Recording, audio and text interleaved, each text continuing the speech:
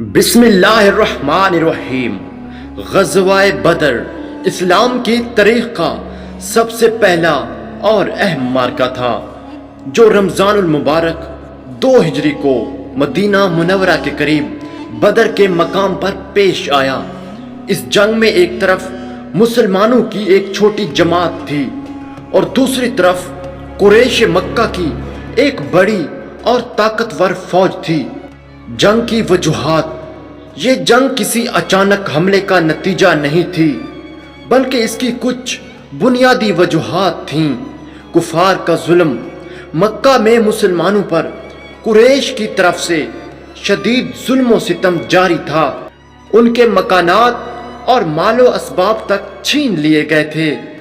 قافلہ ابو سفیان رسول اللہ صلی اللہ علیہ وآلہ وسلم کو یہ خبر ملی کہ قریش کا ایک بڑا تجارتی قافلہ شام سے مکہ واپس آ رہا ہے جس کی قیادت ابو سفیان کر رہے تھے۔ اس قافلے میں بہت زیادہ مال تھا جو مکہ کے کفار نے مسلمانوں سے چھینا تھا۔ مسلمانوں کا ارادہ اس قافلے کو روکنے کا تھا۔ جب ابو سفیان کو اس بات کی خبر ملی تو انہوں نے ایک قاصد کو مکہ بھیجا تاکہ قریش سے مدد طلب کرے۔ قریش اس خبر پر غصے میں آ گئے اور فوراً ایک بڑا لشکر تیار کر لیا۔ مسلمانوں کا لشکر رسول اللہ صلی اللہ علیہ وآلہ وسلم کے ساتھ اس وقت 313 مسلمان تھے جن میں مہاجرین اور انصار دونوں شامل تھے۔ ان کے پاس صرف 2 گھوڑے، 70 اونٹ اور کچھ تلواریں تھیں۔ اس کے برعکس ان کے ایمان اور جذبے کی طاقت بے مثال تھی۔ قریش مکہ کا لشکر تقریباً 1000 سپاہیوں پر مشتمل تھا جن کے پاس 100 گھوڑے، 700 اونٹ اور تمام جدید جنگی ساز و سامان موجود تھا۔ یہ ایک بہت بڑا اور طاقتور لشکر تھا۔ جنگ کا آغاز رسول اللہ صلی اللہ علیہ وآلہ وسلم نے اپنے ساتھیوں کے ساتھ بدر کے میدان میں ایک تصویراتی جگہ کا انتخاب کیا جہاں پانی کے کنویں تھے۔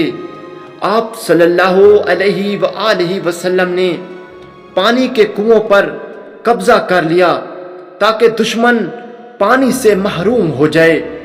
جنگ کا آغاز اس وقت ہوا جب دونوں لشکر آمنے سامنے آئے۔ سب سے پہلے عتبہ، شیبہ اور ولید جو قریش کے بڑے سردار تھے مسلمانوں کو مقابلے کے لیے للکارا۔ ان کے مقابلے میں مسلمانوں کی طرف سے حضرت علی، حضرت حمزہ اور حضرت عبیدہ بن حارث میدان میں آئے۔ حضرت علی نے ولید کو قتل کیا، حضرت حمزہ نے عتبہ کو قتل کیا، حضرت عبیدہ بن حارث نے شیبہ سے مقابلہ کیا اور دونوں ایک دوسرے پر حملہ آور ہوئے۔ بعد میں حضرت علی اور حضرت حمزہ نے شیبہ کو ختم کر دیا۔ جنگ کا فیصلہ کن مرحلہ ایک کے مقابلے کے بعد باقاعدہ جنگ کا آغاز ہوا اور دونوں لشکروں میں گھمسان کا رن پڑا۔ رسول اللہ صلی اللہ علیہ وآلہ وسلم اس جنگ کے دوران اللہ سے دعا کر رہے تھے اور اللہ کی مدد مانگ رہے تھے۔ آپ صلی اللہ علیہ وآلہ وسلم نے اپنے دست مبارک اٹھا کر دعا کی، اے اللہ، اگر آج مسلمانوں کی یہ جماعت ہلاک ہو گئی تو زمین پر تیری عبادت کرنے والا کوئی نہیں رہے گا۔ اس کے بعد اللہ کی مدد نازل ہوئی اور فرشتوں کی ایک جماعت مسلمانوں کی مدد کے لیے بھیجی گئی۔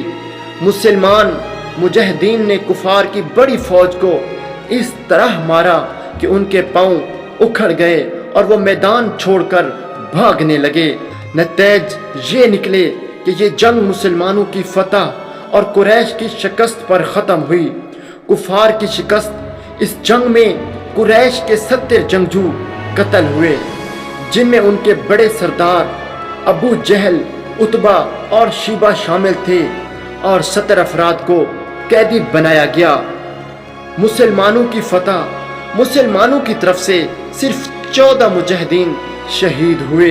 ग़ज़वा बदर की फतह ने मुसलमानों की ताकत और उनके ईमान को दुनिया के सामने साबित कर दिया। ये जंग इस बात का सबूत है कि हक और बातिल की लड़ाई में तादाद या ताकत नहीं बल्कि ईमान, यकीन और अल्लाह की मदद ज़्यादा अहम होती है। इस जंग ने इस्लाम की बुनियाद को मज़ीद मजबूत कर दिया और ये फैसला कर दिया कि इस्लाम एक गालिब दीन है। नाजरीन, उम्मीद करता हूँ आपको ये वीडियो पसंद आई होगी। अगर वीडियो पसंद आई है तो एक लाइक लाजमी कर दें और चैनल को सब्सक्राइब करना बिल्कुल भी मत भूलें। शुक्रिया।